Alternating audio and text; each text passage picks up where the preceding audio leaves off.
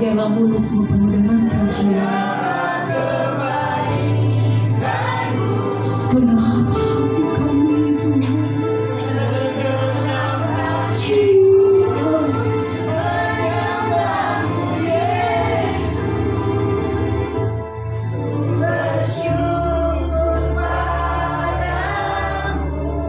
Jemaat saja. Dengan apa akan ku bawa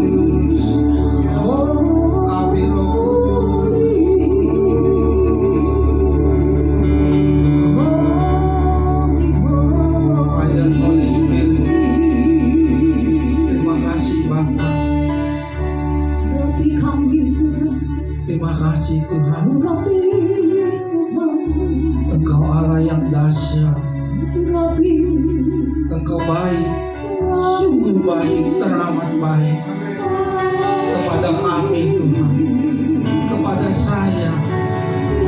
Oh Rabba,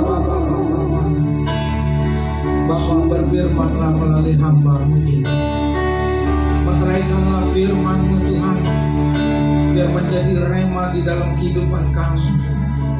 Kami mau belajar, kami mau berubah, kami mau dibentuk Tuhan. Ajar kami Tuhan, beri kekuatan bagi kami. Kurawala batakararana. Terima kasih Tuhan.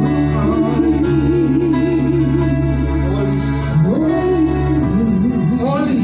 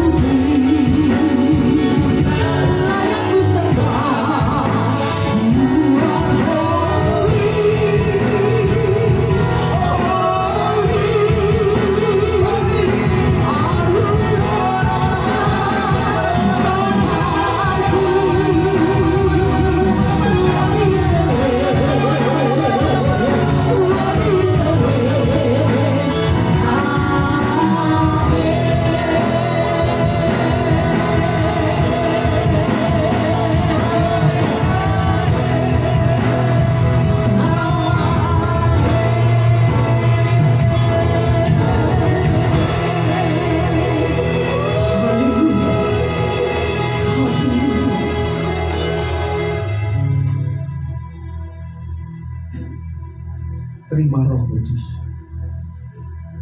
buka hati kita.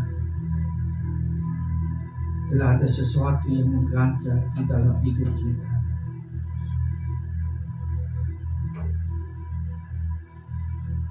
minta ampun kepada Tuhan. Terima kasih ya Bapa. Berfirmanlah Tuhan, kami siap mendengarkan dan kami belajar dari firman Tuhan. Di dalam nama Bapa, Putra dan Roh Kudus, di dalam nama Tuhan Yesus Kristus. Haleluya. Amin. Silakan duduk Bapak Ibu. Dalam apa kabarnya? Allah kita, Allah yang luar biasa. Ya. Pada hari Jumat yang lalu, bulan yang lalu kita memperingatkan di mana kematian Tuhan Yesus di kayu salib ya menebus dosa kita. 3 hari kemudian, hari Minggu kita merayakan Paskah, di mana Tuhan Yesus bangkit dari antara orang mati. Dan nanti bulan ini pada tanggal 29 kita menantikan kenaikan Tuhan Yesus Kristus. Ya. Begitu besar kasih Allah kepada kita, ya, sehingga Dia menyelamatkan kita. Bila Tuhan Yesus tidak bangkit, maka sia-sialah kita yang ada di tempat ini. Ya, sia-sialah kalau kita ada, kalau Tuhan Yesus tidak bangkit dari antara orang mati. Karena dia bangkit, kita tahu semuanya ada hari esok. Ada hari esok. Dia bangkit. Ada hari esok. Sebab dia hidup, ada hari esok. Sebab dia hidup, ku tak gentar, karena ku tahu dia pegang hari esok. Hidup jadi berarti sebab dia hidup. Karena dia hidup, dia pegang hari esok. Ya, kita tak usah khawatir dan takut apapun yang terjadi di dalam kehidupan kita ini. Marilah kita mengambil sikap kita. Amin. Kita belajar mengambil sikap. Ya, bisa dikeluarkan dari sikap. Di dalam Amsal 12 ayat 24, firman Tuhan berkata seperti ini. Tangan orang rajin memegang kekuasaan, tetapi kemalasan mengakibatkan kerja paksa. Ya. Tangan orang rajin memegang kuasa. Betul, Bapak Ibu? Contoh. Andai kata saya dulu, ya, hanya bersih-bersih gereja, ya. Terus kalau saya malas, nggak mungkin saya bisa sampai saat ini bisa jadi gembala. Nggak mungkin. Betul Bapak Ibu? Betul. Ini firman Tuhan. Tangan orang rajin memegang kuasa. Tentunya di dalam perjalanan itu, ya, banyak proses yang terjadi. Tetapi kemalasan mengakibatkan kerja paksa. Jadi sesuatu yang kita kerjakan kalau kita malas, itu terpaksa. Ya. Coba saya minta tolong, misalkan siapa? Misalkan Pak Ishak, hari Selasa bersihin gereja ini. Ini coba males.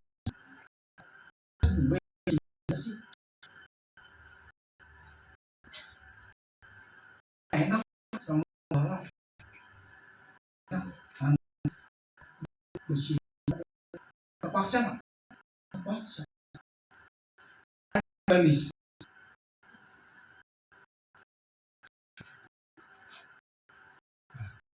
Setiap manusia tentu memiliki keinginan untuk dapat memiliki kehidupan yang baik. Amin. Setiap manusia, nggak ada yang hidupnya ingin menjadi orang bodoh, orang jahat, tidak ada. Orang miskin, tidak ada. Tukang becak pun ingin anaknya menjadi insinyur. Ya. Tetapi pada kehidupan yang kita idamkan itu tidak bisa tercapai dengan sekejap mata. Betul nggak Bapak Ibu?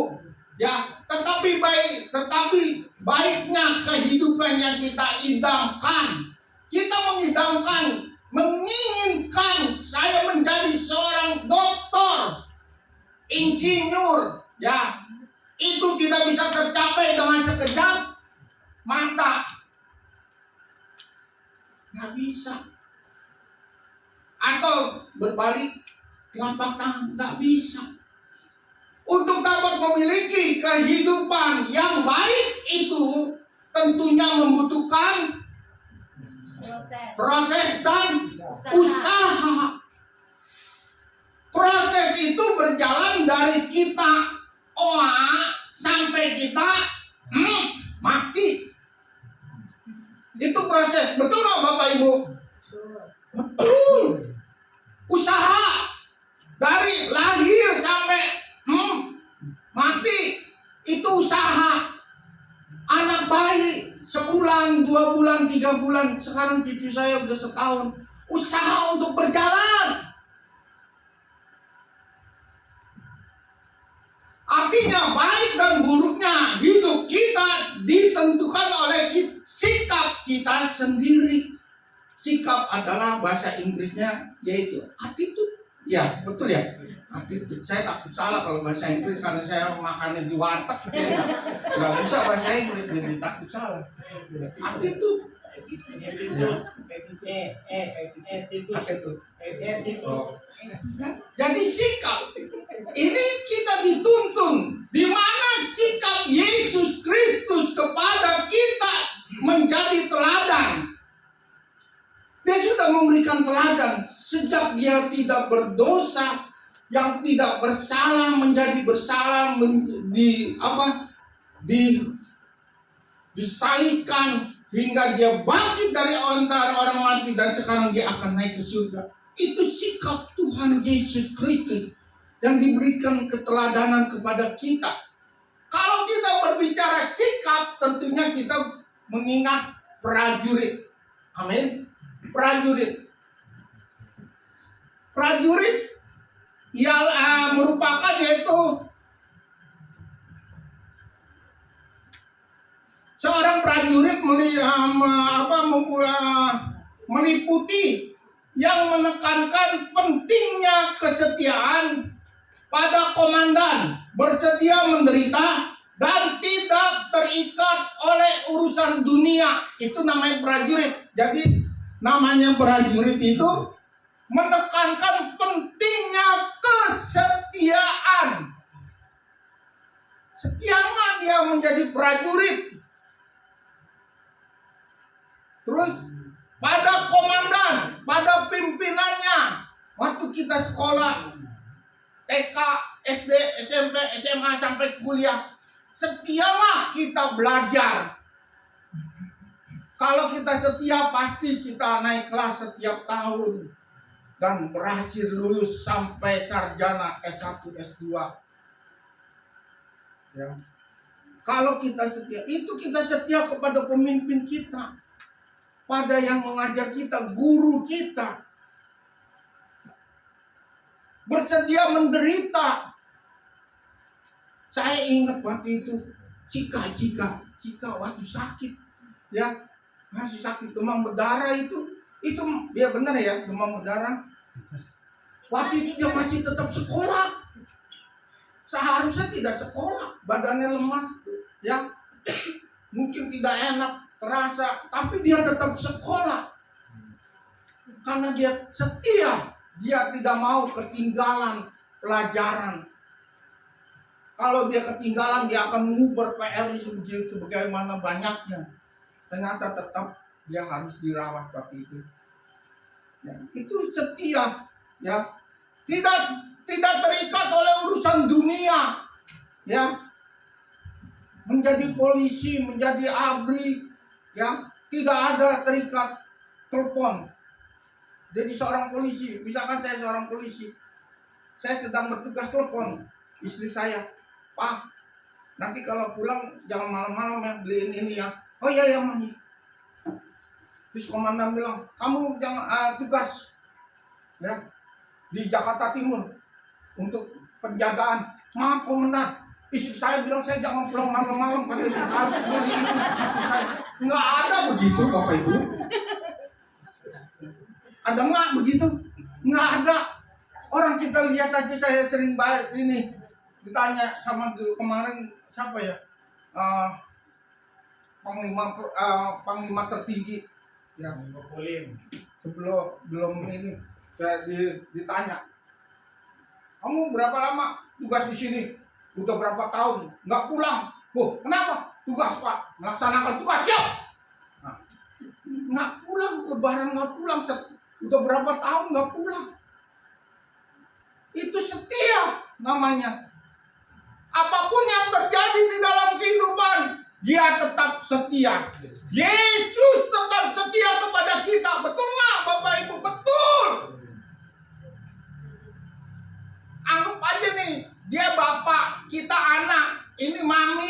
punya anak Siska, punya anak Pasati. Anak ini berdua Badung. Istilah kata, betul nggak? Enggak. Nah. Ini ada kata contoh, ya kan? Bu Ratna punya anak, Mas Re, nggak mau belajar Badung, nakal main mulu. Ini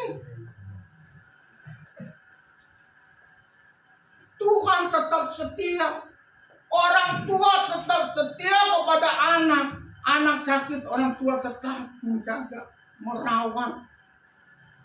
Tapi orang tua sakit nanti dulu dah. Oh, nggak sempet. Enggak gitu. Ini pokoknya kita prajurit, kita harus mengambil sikap tegas, jelas, ya. Di dalam 2 Timotius 2 ayat 3 bisa keluar. 2 Timotius 2 ayat 3.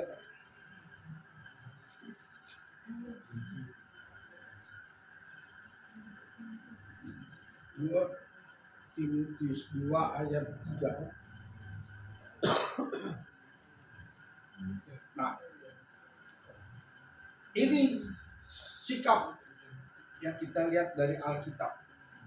Ikutilah penderitaan sebagai seorang prajurit yang baik dari Kristus Yesus.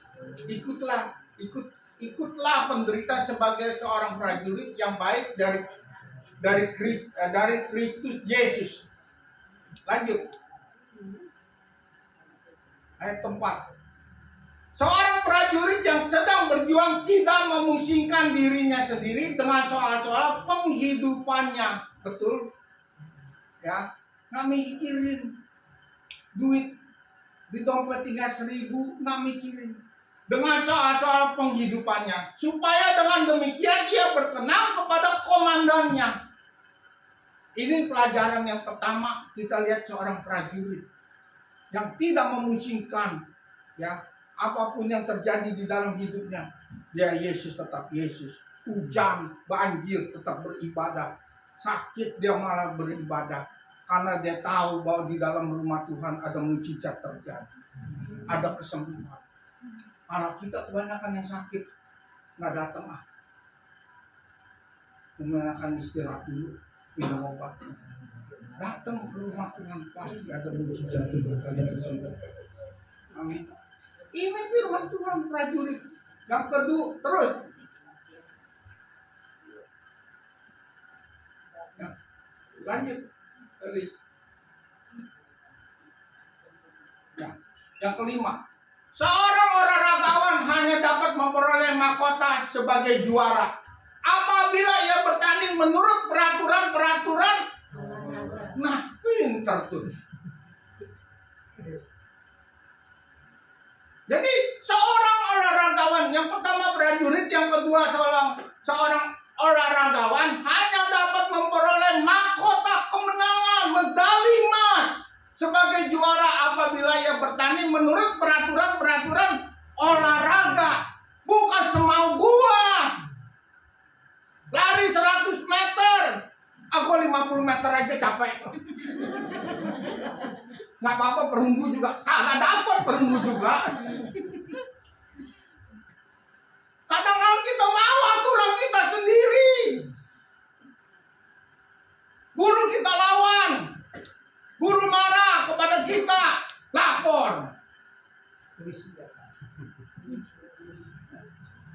Gak suka. Kita, Bapak Ibu pernah makan di restoran nggak? Malah, jangan lupa ingatin saya. Tak usah makan di restoran, di warteg, ya, di warung Sunda. Tak usah di warteg, di warung Sunda. Dia sewa tempat, gerobak keliling ketoprak. Abang beli ketoprak, ya. Berapa biji Pak? 2. Cabainya berapa? Judes. Kira-kira gimana? Tahu deh tuh. Yang ketiga, lanjut, Feli. Ini seorang petani, ya. Seorang petani yang bekerja keras harusnya yang pertama menikmati hasil usahanya. Coba itu petani, ya, dia bangunnya jam 9 pagi. Nggak ada petani, ya. Bapak Ibu pernah ke puncak, nginep di villa, kalau nggak pernah pergilah sekali-sekali. Ya.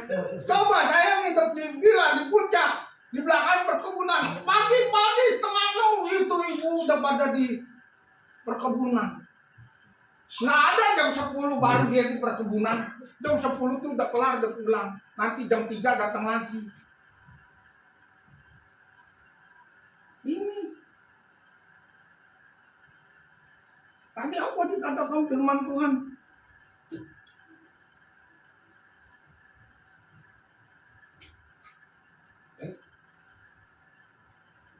Ya, malas kan?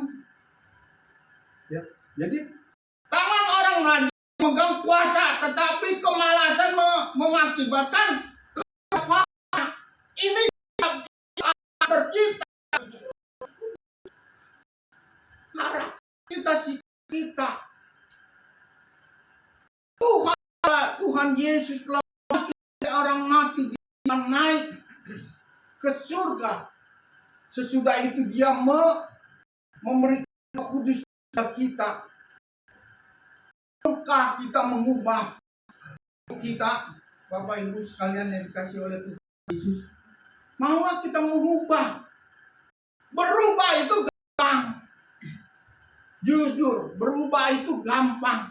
Saya tidak menyinggung, tapi saya memberi contoh. Berubah, ya. Berubah, nggak merokok. Ini saya nggak menyinggung. Jangan nanti disangka saya menyinggung. Berubah merokok, bisa nggak merokok? Seminggu, 2 minggu, 3 minggu, sebulan, 2 bulan. Tapi yang susah apa? Mempertahankan tidak merokok.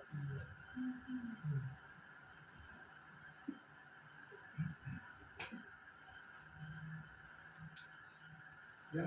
Jadi kita beribadah itu tidak dengan paksaan. Merasa haus dan lapar akan kebenaran firman Tuhan. Ya. Allah membersihkan hidup kita yang kotor. Ya. Ini maaf nih, ya. Hewan aja, burung peliharaan kita, anjing peliharaan kita mau pakai selang ya.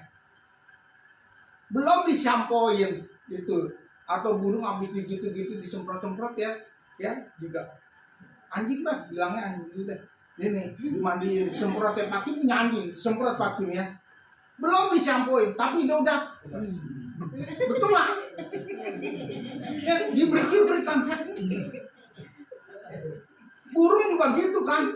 Kenapa? Merasa beban.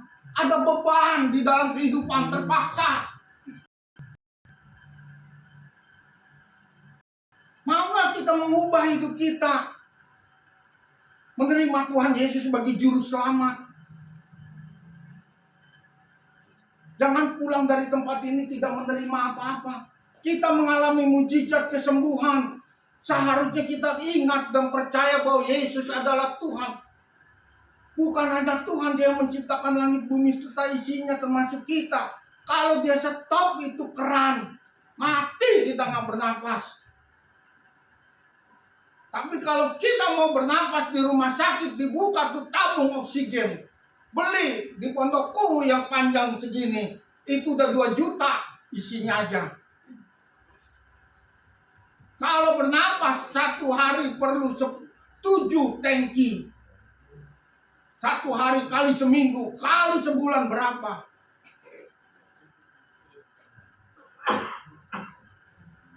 Jadi peliharaan kita aja udah jebrik belum itu supaya ini berat. Betul nggak Bapak Ibu? Ayo kita berubah, ambil sikap kita. Apakah kita masih mau di dalam perjalanan kegelapan di dalam hidup kita? Terang dan gelap itu tidak bisa menjadi satu. Kasih Tuhan itu sempurna. Kasih manusia tidak sempurna. Ada maunya. Kalau saya mengasihi seseorang misalkan, ada maunya. Itu manusia. Anak kecil, bye-bye mama, ya kan? Baik mamanya, mama Pasre, murah bayin, gitu. Apa sih lu makasih? Itu beli itu es. Oh itu beli. Udah beli es gitu. Mas Re ambil itu. Lagi nggak sempet lagi main. Bisa kan manusia.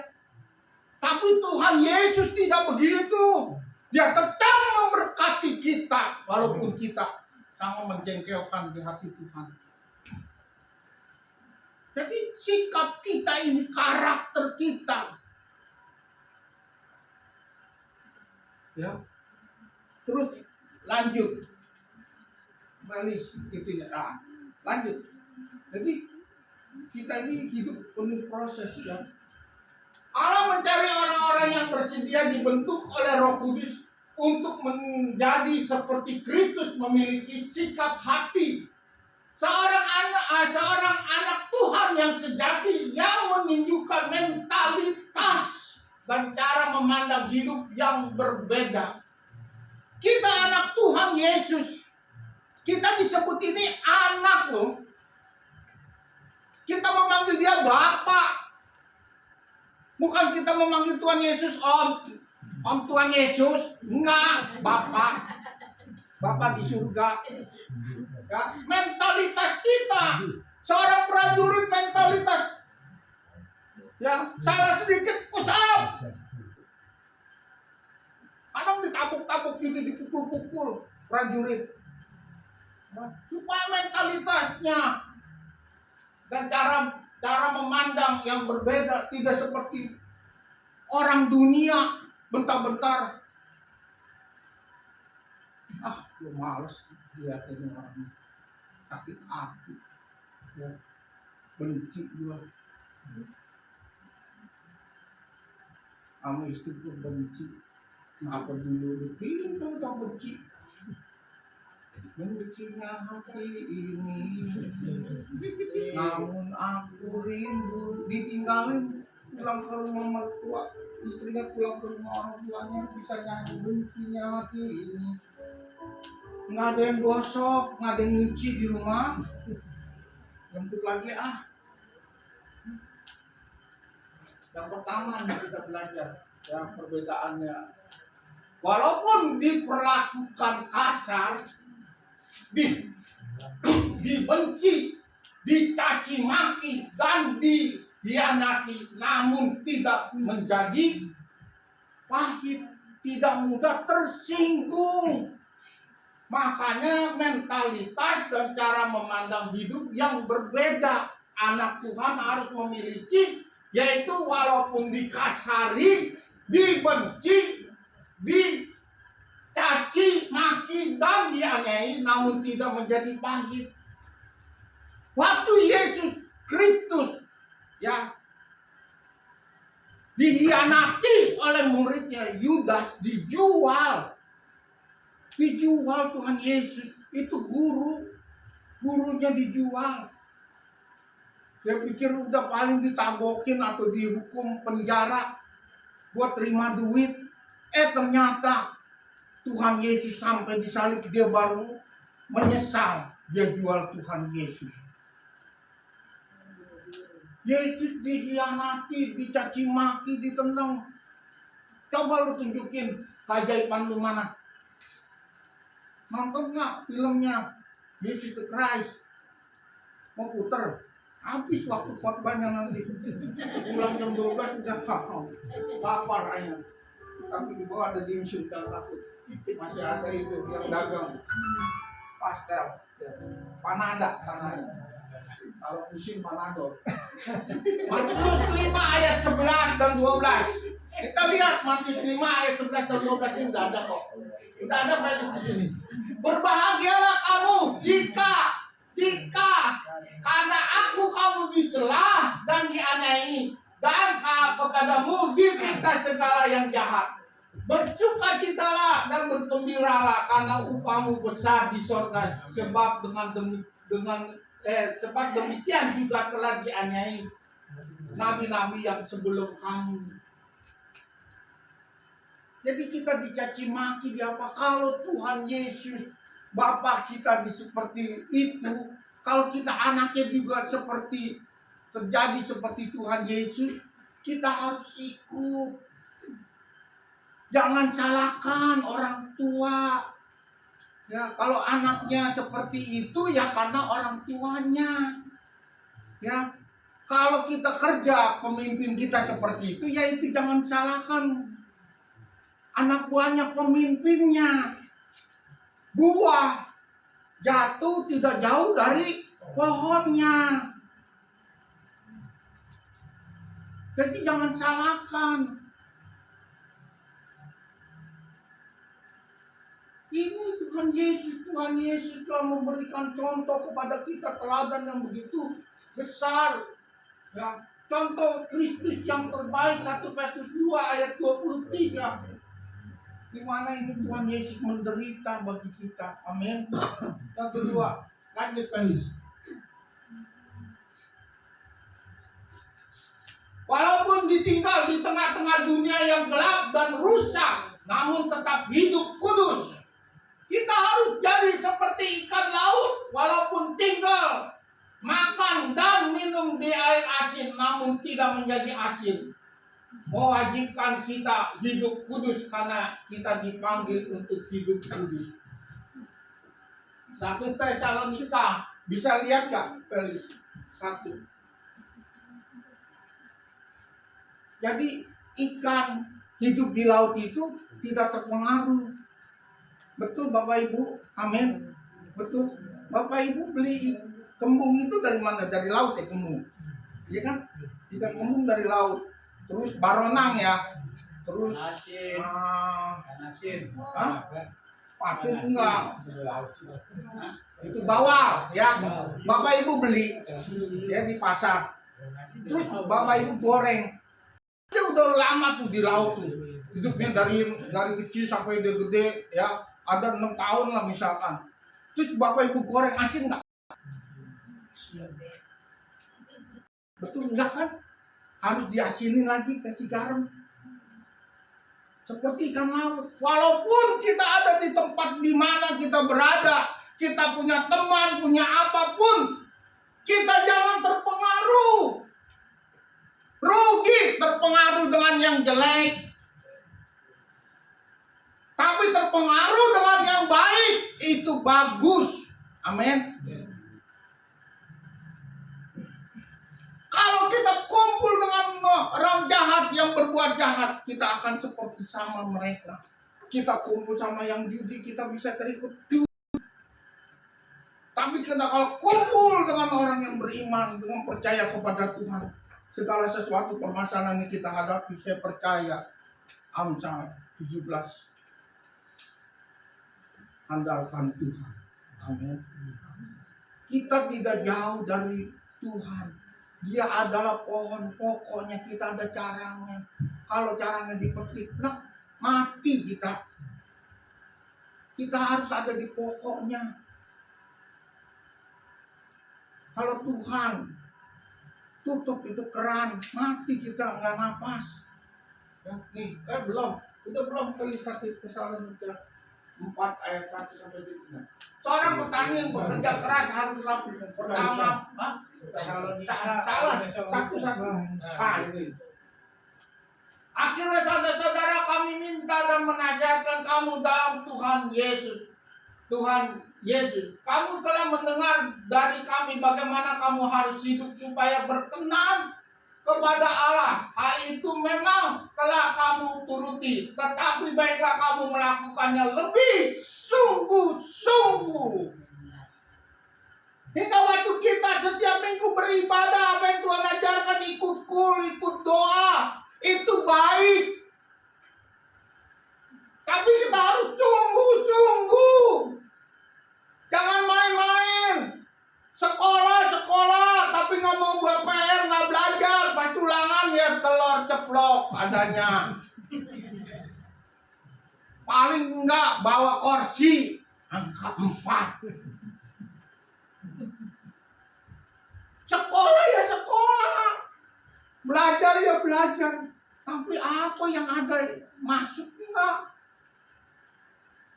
Andai kata lulus sekarang, sekolahan semua pasti diluluskan, nggak ada yang nggak naik kelas. Tapi hasilnya ada nggak? Ada isinya nggak? Kalau buah itu beli jeruk manis nggak jeruknya? Lanjut balik. 2 ayat 2. Kamu tahu juga petunjuk-petunjuk mana yang telah kami berikan kepadamu atas nama Tuhan Yesus. Lanjut. Karena inilah hendaknya Allah mengutus kamu, yaitu supaya kamu menjauhi percabulan. Lanjut.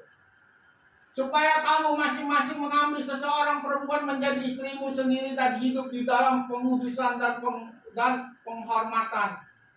Nanti sampai ayat berapa ya? Apa 7 ya? Terus 5. Bukan di dalam keinginan hawa nafsu seperti yang dibuat oleh orang-orang yang tidak mengenal Allah. 6. Dan supaya di dalam hal-hal ini orang jangan memperlakukan saudaranya dengan tidak baik atau memperdayakan. Karena Tuhan adalah pembalas dari ini seperti telah kami katakan dan tegaskan dahulu kepada. Jadi ini hal yang Tuhan berikan. Jangan kita mempermainkan, mempengaruhi orang. Kalau kita mempengaruhi orang menjadi jelek, menjadi buruk kelakuan dan sikap, nanti Tuhan yang turun tangan. Ya, dengan tegas ya. Tuhan adalah pembalas dari semua ini, seperti yang telah kami katakan dan tegaskan dahulu kepadamu. Ayat yang terakhir, ayat 7-nya.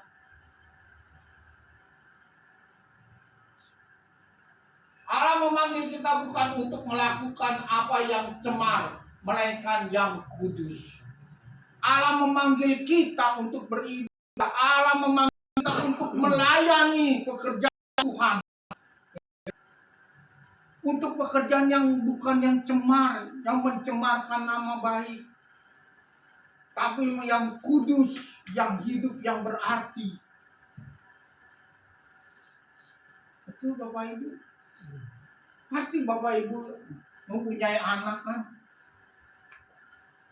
Nggak ada mau sekolah anaknya asal sekolah aja di sekolah yang abal-abal, enggak kan?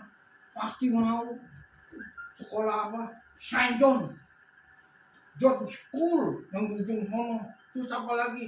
Penabur, ya kan? Supaya anaknya juga terkenal. Abel lulusan mana? Penabur. Kuliah nih mana? Kelar UKI. Nah, nggak ada kuliahnya Udayana. Ya udah kelas SMA aja Udayana. Nggak ada, pasti dikuliahkan. Amin. Udayana ya Pak, tadi Udayana lulusan enggak, dia kuliahin. Betul. Nah, Allah juga tidak mau mencemarkan, melainkan dia mau hidup kita kudus, berkenan di hadapannya. Yang terakhir, yang ketiga, yang keberapa nih Felix? Yang ketiga ya, balik lagi. Nah, walaupun beberapa kali kita jatuh, namun tetap bangkit. Kita jatuh, kita bangkit. Betul nggak Bapak Ibu? Kalau kita jatuh, kita pasti bangkit. Ya, mau jatuh nggak? Nggak, saya pernah jatuh dari sana. Waktu dulu di sana gereja, dia jatuh, sakit kaki sentek, bangkit jalan, dia begini juga bangkit, dia ngesot juga jalan, bangkit. Kemungkinan gagal dan jatuh terbuka bagi siapa saja. Tuh, ya kan? Dan telah menjadi pengalaman semua orang. Betul nggak? Betul. Ada nggak yang nggak jatuh? Ada nggak? Ah, lupa bang kali waktu bayi ya, emaknya lupa jagain bantal pinggir kiri kanan nyeplos ke bawah kalau nanjak. Dulu anak saya tuh gitu. Nyeplos kiri bawah, mana ya? Kali mamanya. Dia sampai kecapean, mana gua di kolong dia. Jangan nangis lagi. Waktu kecil. Itu waktu kecil. Jadi jika ditanya semua orang yang sukses, ya, jika ditanya semua orang yang sukses, mereka semua berkata pernah bahkan berulang kali mengalami kegagalan. Ini sikap kita, jangan malu. Kita gagal jangan malu, jangan nutupi. Inilah kita, diri kita yang sebenarnya. Saya gagal, saya mau berubah. Berubah gampang, tapi menjaga untuk kita yang apa yang kita lakukan yang baiknya ini nggak mudah untuk menjaganya.